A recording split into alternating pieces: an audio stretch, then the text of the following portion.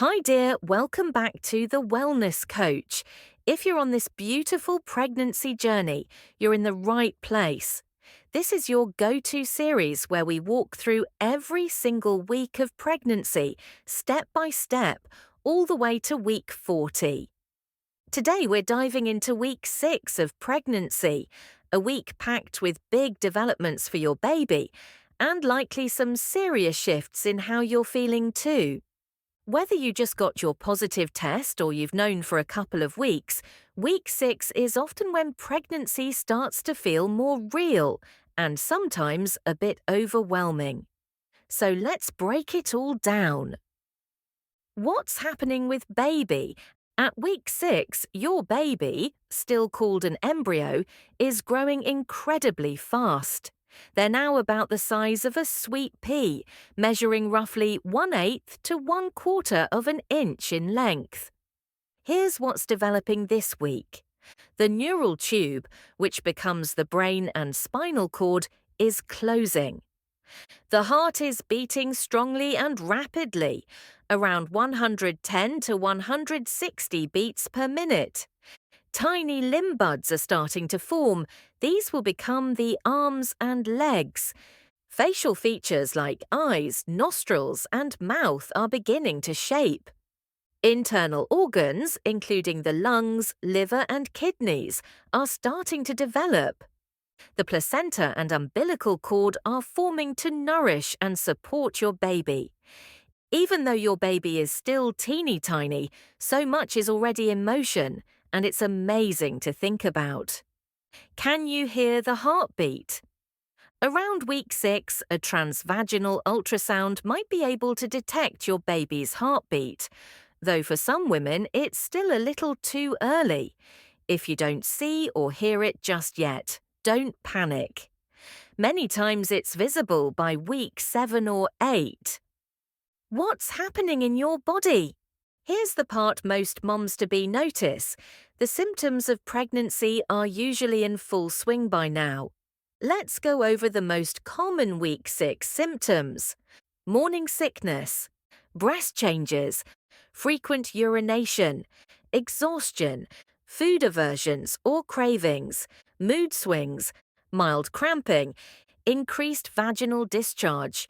Remember, not everyone feels the same way.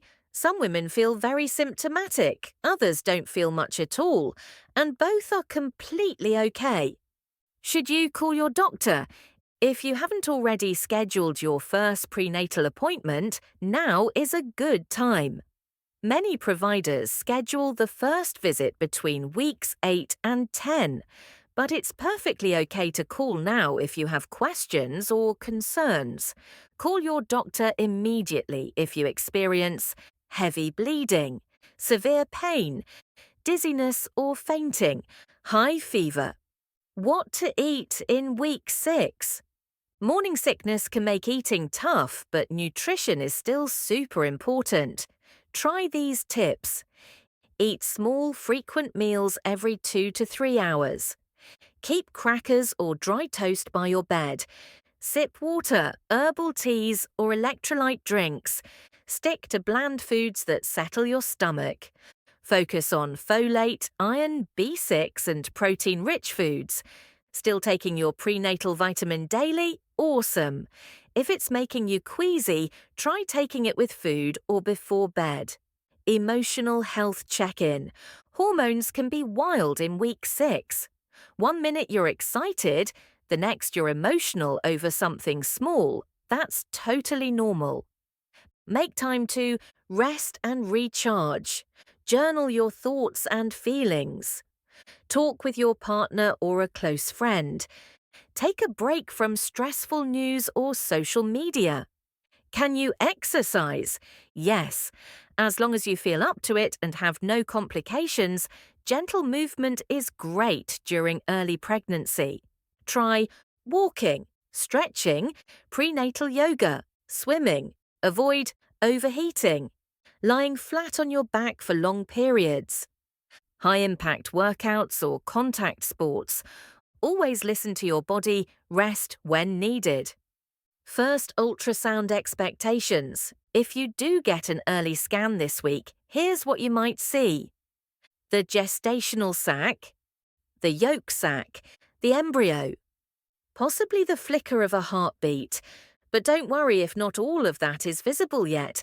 Many of these show more clearly in week 7 or 8. Real talk, the roller coaster is real. This week can feel like a lot. Your body is changing, your emotions are changing. You might be exhausted, nauseous, excited, and scared, all at the same time. Take a breath. You're doing something extraordinary. You don't have to be perfect, just present.